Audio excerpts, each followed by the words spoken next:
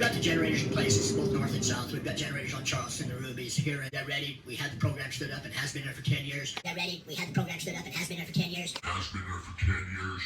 If we get it front through, we need to seat it. Any technical questions, because I just know what they look like. The generators, that is. Thank you. If we get it front through, we need to seat it. If we get it front through, we need to seat it.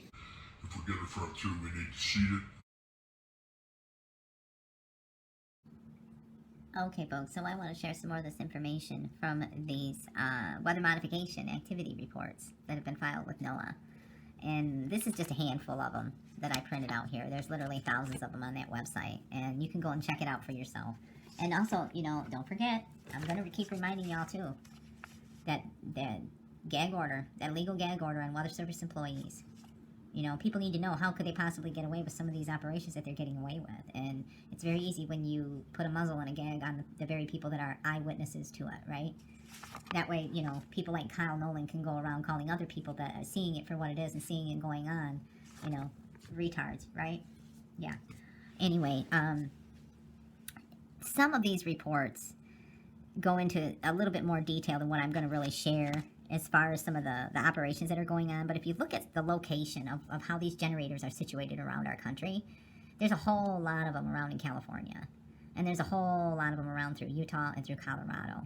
And it's interesting that they are situated around some of our most fertile, or what used to be some of our most fertile farmland and our food growing land, so to speak, right? So if you look a little bit at a bigger picture, someone can probably say that, well, they're doing it, you know, to augment for our food supply, to keep our farmlands fertile. And yeah, you can say that, but here's the thing, there's no proof of that. And in fact, there's proof that would suggest that it's actually done damage to our farmlands. It's actually done damage to our water tables and to our water supplies and our access to our vital resources. So, you know, I think that it's time for some of these long-standing programs that are cited in some of these files to be reevaluated and to come to an end and not a continuation. Because if you look at some of these here, some of the long-standing ones, they're just like a continuation of programs that started, you know, back in the 70s and the 60s. But like, I mean, this one here for the San Juan Mountains, they have 33 ground-based generator stations that they're using for seeding. And it wouldn't surprise me if some of these weren't just like a shell. You know what I mean? Not really doing what they're saying that it's doing, except for getting them the money and getting them the funds. They're saying that they're operating this number of them, but, you know, who's really overseeing that? Who's really auditing and doing the inventory on some of this stuff? Because according to Congress, the only thing that they are demanding now is that they file these reports with NOAA, and that's it. I me't who's really doing the auditing of these different stations and generators that they have situated around our farmlands and our fertile farmlands, okay? And it's just curious to me that nobody would have really considered what long-term effects can go, right?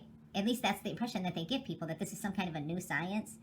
That's what they're pitching to the younger generation right now, that this is all some kind of a neo-science, and they're selling it to the younger generation to save the planet and to save us from running out of water and vital resources, right? Well, I got news for all you little kiddos out there. They've been doing this stuff for a real long time. And some of the stuff that they've been doing is actually causing damage, and it needs to stop. It needs to be reassessed. This one uses an aircraft, of course. And this one talks about 28 ground-based generators. And one thing, too, you'll notice, a theme throughout most of these reports, when they're saying that they're using a certain amount of... Each generator emits 8 grams per hour of silver iodide when active, except for one that's remotely operated.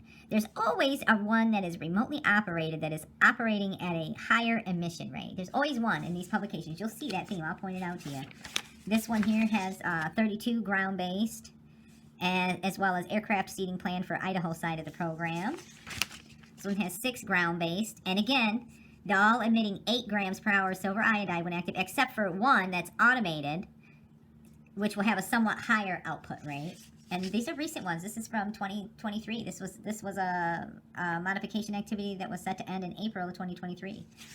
So, yeah, here's some of the detailed information on the grams and the numbers of silver iodide and the sodium chloride injected into these areas. And this is in the West Texas Weather Modification Association. They've been in operation for quite a while. Look it up. This one has 25 generator stations and 1 aircraft using end-burning ejectable flares of propane, right? And it used ground-based radiometers and different sensing techniques, too, which emit radio waves. Let's see, this one here has 12 remote controlled generators, okay? And this is in central Wyoming. Again, location, location, location. Some of them give these little maps here that show where they are at, but good luck going and trying to find any of them, you know. This one is 4. And again, this one has 9. And they're all doing the whole 8 grams per hour, except for one that's remotely operated that will be at a somewhat higher emission rate. And again, this is a recent one. This was from November of last year until April of this year.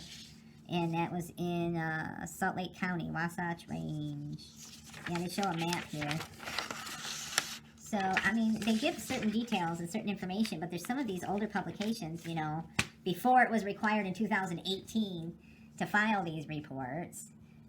Some of the publications listed is missing data. They're missing attachments and stuff that would have pertinent information. But this one has 14 ground-based generators, and this is in various sites in Utah, operated by the North American Weather Consultants right here.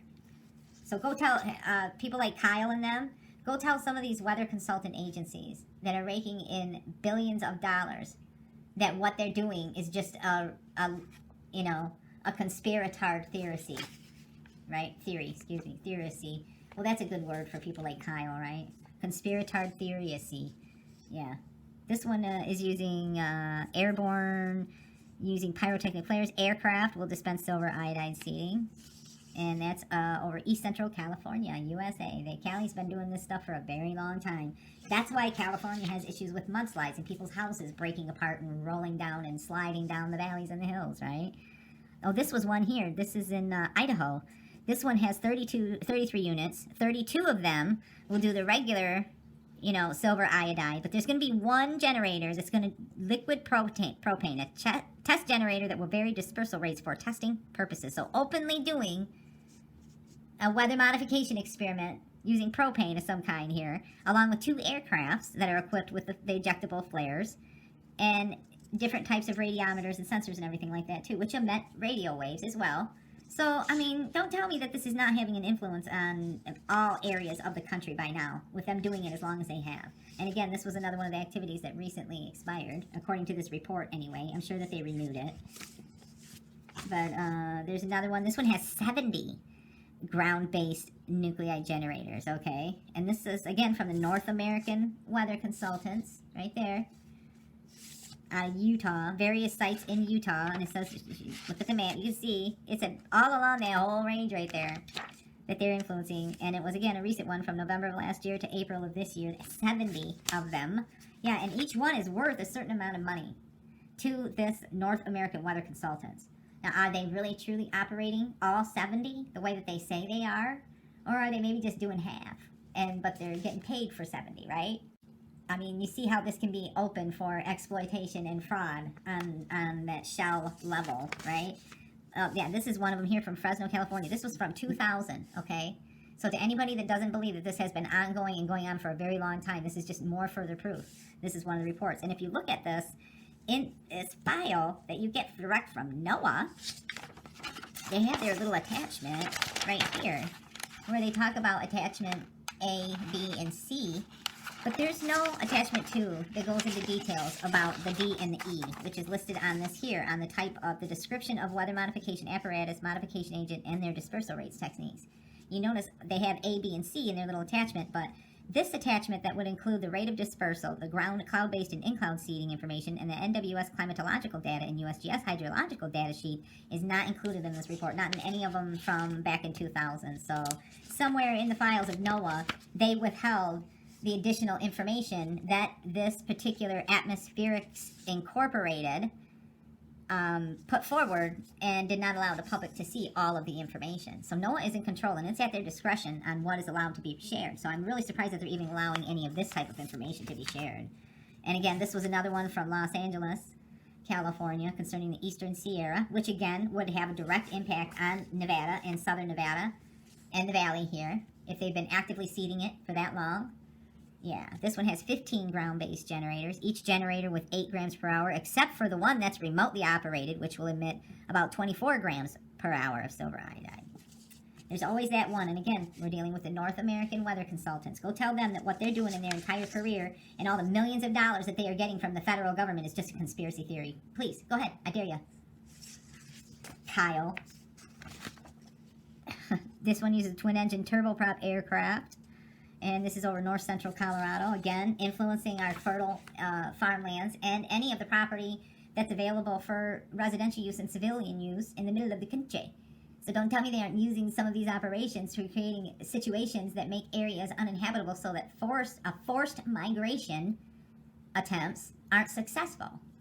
And look up forced migration, folks. It's a thing. It really is a thing that our very own government, our very own governmental agencies and the alphabet agencies did research on decades ago on how to get people to move away and to abandon certain lands that they feel have valuable essential resources that could be used by the military as a priority over the civilian population.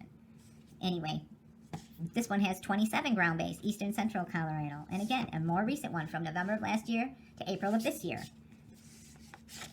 Yeah, this is, again, Western Weather Consultants. More of the little details here. I'll go through a few more of these here. This is one here too. That's like I was saying. This is Sacramento in California. This is a recent one. This is from November of last year to April of this year, where they are talking about how this is a continuation of the Upper American River Basin Program. That is a long-term winter snowpack augmentation program that began in 1969. Okay, so some of these programs where they are just kind of continuing over from 1969 and from back decades ago, they need to be reevaluated. These are some of the ones that we need to really start going after, these long-standing ones, and we need to start making requests that they cease and desist and assess. Period. If more public, if they would have been forced to make public announcements, like if you say, you know, turn on your local news station and you're looking at your local news and weather reports and weather forecasts from your local meteorologist, and they were actually forced to make a report and a public service announcement to the public that these weather modification consultants and these agencies that are consultants on weather modification influencing our environment and our farmlands and our property here in our country are doing weather modification in your here's a target area where they're forced to actually show a map to the public, make a public service announcement. This stuff would not have been allowed to go on as long as it has. But they've been allowed to operate and function under that radar, and they need to be put out in that radar. They need to be put out right there in the open and forced to make public service announcements, not just on your local television stations, but on the local radio stations as well. It needs to become a law and a requirement. They need to be regulated if they're going to continue with these programs from 1969. Do you think maybe what you're doing isn't really working since California has had some serious weather issues, catastrophic weather issues, that are now, like, passing over into southern Nevada and into parts of Nevada, thanks to us following your policies in California? And again, this is one from Bismarck from North Dakota. It says to see the attached, and you can see their little diagram here where they show you. Here's your radar sites. There's your seeding aircraft flying around. Here's your target area and your operational areas. You don't think what you're doing over here is really having a direct effect on all of these areas, which then trickles down even further out and radiates further out? Well, then I guess you didn't listen to anything that the WHO and the CDC were saying about infectious diseases and how they spread then either, huh? Right? This one here is another one yet, out of Farmersville, California. For its date of activity was recent even. A long-term project. This is a continuation of the Kauai Basin Program. A long-term project that began operations in 1976. Okay? It's time to reevaluate. And some of these programs that have been ongoing need to come to an end. Seriously, because there's more than enough proof in the weather reports and how our weather has taken drastic, severe, extreme turns for the worse. You have these reports right here showing where they were directly influencing these storm systems. And again, you have an interesting little graphic there showing the airplanes. And here, this is, yeah, in this description here, this is where they talk about it. Cloud seeding will be conducted through the combustion of a liquid solution producing that's silver iodide aerosol. Through the combustion of silver iodide pyrotechniques and use of pelletized dry ice, the generators and flares will be placed on twin-engine turbo aircraft. A Cessna 340 aircraft will carry generators, burn in place, and droppable pyrotechniques. Okay? While a high-performance turbine aircraft will carry dry ice and injectable and burn-in-place pyrotechniques. So they are actively seeding. Those are not just contrails. All right? And again, this Bismarck, North Dakota. There's another one, Bismarck, North Dakota. It's pretty much the same thing, same description, same process. You can see their little map, their little target areas. carbon dioxide being injected.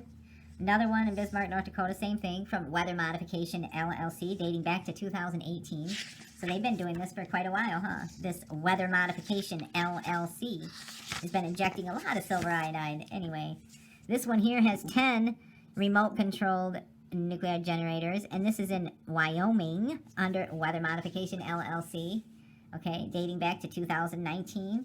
And again, you can look at some of the details in their report, but it doesn't change the fact that they've been ongoing and doing it without public consent. I mean, if they would have been required to do a public service announcement on all of these activities, every time they fire up these generators, they have to do a report to the public that's aired on the local television stations as part of the meteorologist's weather report.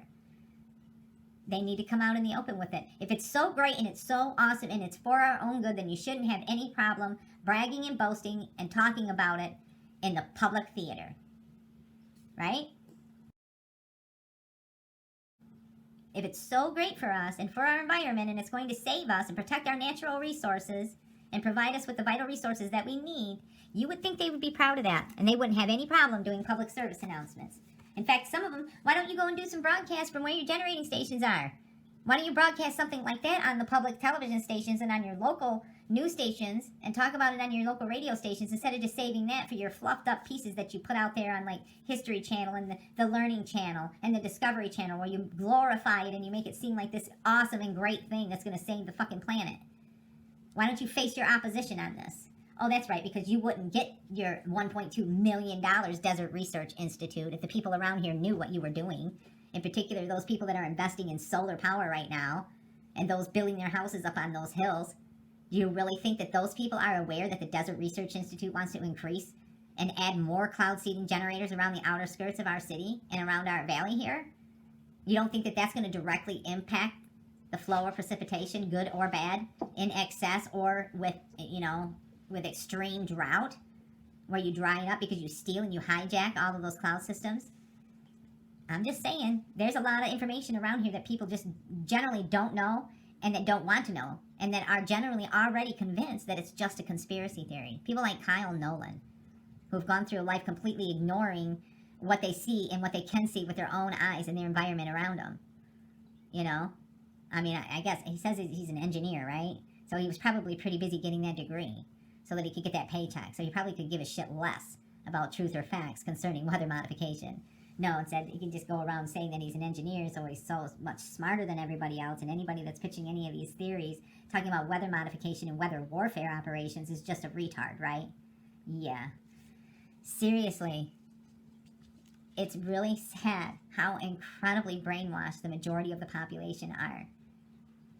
And I want to go into just a little bit about this Hail Suppression Impacts and Issues file from 1977. It's not anything new. Alright? And in this particular publication, they talk specifically about modifying human behavior. And they talk about property damage more than anything is something that seemed to be like a great concern in a lot of these older publications concerning it. And again, putting out the notion that they're doing this to save people from property damage and all that, right? From suffering hail damage. And they had extensive meetings with insurance agencies and insurance companies and lawyers and working out all of the legal aspects of it. That's mentioned in previous publications that were put forth to Congress and the President back in 1972, or as early as 1972. But other publications that go back even to the mid-50s, where they are having the discussion and putting in all of the infrastructure and the framework, the legalities, and setting all the precedents ahead of time before they even get public consent. So that as things get more exposed and more of their operations are becoming more and more apparent and more people are becoming aware, they've already gone through all of the scenarios and set forth all of the precedents and cemented some of the precedents in moving forward so that they can protect themselves from having any kind of liability or taking responsibility when they overseed a cloud system and a storm system that's coming through and it causes catastrophic flooding and causes landslides. They've already gone through that process, and I think that is absolutely something that needs to be investigated. There needs to be more oversight in that, and some of these long-standing programs where a lot of these weather consulting agencies are continuing operations from 1969 and 1976 and even earlier need to be reevaluated, assessed, and stopped, because there's already more than enough proof. Anyway, I want to just go to the second page here where they talk about modifying human behavior. And this is the part where I was talking about they knowingly will conduct these operations in certain areas if they want it to be uninhabited by the population, if they want to seize or land grab. Okay, they make it uninhabitable. It's forced migration. And we're talking about areas where people could have a sustainable life, where they could raise their family, where they could have a farm, and they can provide everything that their family needs without having to rely on the government. Well, guess what? The government doesn't want you doing that. No. They don't want you having access to those lands. So what can they do? They can go through and they can create these situations using these techniques that makes these areas undesirable and unfit for people to live on. So then you move away and boom, they grab it. I'll just read a couple of these paragraphs before I end this video, because I can already tell my blood pressure is racing a little bit higher than I care for. Talking about modifying human behavior in this publication on the impacts of hail suppression from 1977. And again, because I'm repetitive, I just have to show you, it's from the Illinois State Water Survey from Urbana, Illinois in 1977. A final report, a technology assessment of the suppression of hail. Okay, more specifically, make sure you know, Office of Exploratory Research and Problem Assessment Research applied to National Needs Program, National Science Foundation, and again, the NSF involved with some of these things and regulations being put forward as well. For other means of adjustment to hail loss concern modification of human behavior. Wait, let me reread that. That didn't sound right. For other means of adjustment to hail loss concern modification of human behavior. The first concerns a savings through improvement in hailstorm forecasting. Continued emphasis on hailstorm and thunderstorm research expected in the next 10 years will improve the accuracy for hailstorm forecasts for small areas. However, there's always a however in these publications. Even with good forecasts and warning systems, the range of protective actions available to the individual is quite limited. There is practically nothing that can be done about crops. Although movable property, such as aircraft and automobiles, could be sheltered for some savings, however, improved hail forecasting and warning systems would not be a very effective means of reducing hail property damages. So here we go. Another approach to reducing the impact of hail loss, particularly to the individual, is through non-contiguous land holdings. Since the average hail streaks are quite small, about 2/3 of a mile wide and 6 miles long, a scattering of land holdings over an area diffuses the target for a given individual. This approach to non-contiguous land is a growing trend throughout much of the wheat and corn regions of the United States. Farmers now receive a discount on their hail insurance if their property is scattered. It is important to realize that although this adjustment serves to reduce the loss to the individual, it cannot be expected to reduce the total area loss due to hail. However, it does appear to be an adjustment that is desirable, if economically feasible for other reasons, by farmers in high crop hail loss areas. So in other words, offering farmers incentives to scatter their farmland, okay? The third means for reducing hail loss to the individual is through insurance. Insurance is the most widely used adjustment to crop or property damages due to hail. About 1 of every 6 farms in the United States has crop hail insurance, and $300 million was spent on crop insurance in 1975. Various levels of coverage and types of policies are available to farmers, as we show in Chapter 5, and can be purchased at any time during the season to allow for varying values of crops and available resources to purchase coverage. In certain high hail loss areas, insurance rates are so high, 25 to 30% of the crop value, that many farmers do not purchase it. Really? The federal government also offers crop insurance, well, isn't that nice? Through the Federal Crop Insurance Corporation, FCIC, which protects against crop losses from all natural causes, all risk. FCIC coverage against losses is fixed to the production expenses and must be purchased before specific closing dates, such as at seeding time. It has tended to encourage and support crop production in marginal growing areas, such as corn in colder northern areas. Really? So, again, you're talking about government regulation of something that they have no business regulating. Under the guise of protecting us from hail, though, right? Right? For our own good? Right? A further evaluation of the advantages and disadvantages of FCIC is contained in Brinkman 1975. Hail damage to property is largely covered by homeowners' policies, which insure against damage from a variety of adverse weather conditions. Oh yeah, what about intentional weather adverse conditions? Such extended coverage is frequently required for dwellings financed by mortgage agencies. The Federal Disaster Relief. A fourth means for adjusting to the hail hazard is through relief and rehabilitation. Federal emergency assistance to farmers for damaged crops is available in low-interest loans, which are available when a disaster is declared. Unfortunately, damages from hailstorms alone often are not sufficiently severe over an area to evoke a disaster declaration. However, a farmer can also seek assistance from severe hail losses through the Agricultural Stabilization and Conservation Service, ASCS, as low-interest loans. So, you can get help. They'll give you some money, but you got to pay it back. So what happens if you somehow or another can't afford to pay it back? Who then owns you and your land? You see how diabolical this shit is? I'm telling you, I'll go into more of this here because there was one of these, where was it? Yeah, where they were going into interviews, and they were citing from different areas here and different evaluations, so to speak. And they talk about, like, high value crop areas as well. So I want to read a little bit more of this, but I think this video here is long enough, and I think it pretty much proves the point that I intended with this video, was just to remind anybody out there that doesn't believe that they are actively modifying our weather with these weather modification techniques. Seriously, if you don't believe it by now, and if you still think that it's a conspiracy by now, then you are really so far gone. I don't even know where to begin. Thanks for watching. Know that I appreciate you, and know that it matters very much to me, and there's definitely more to come if I can help it.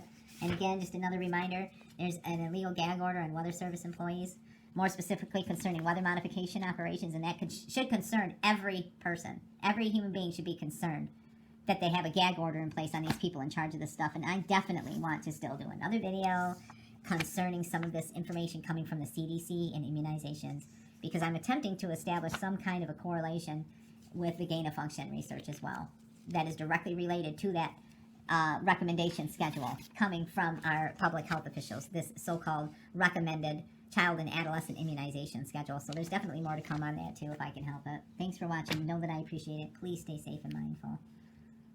It calls for us taking the steps now that will make us no longer second in space and size. It lays the predicate and the foundation for a space communication satellite that will permit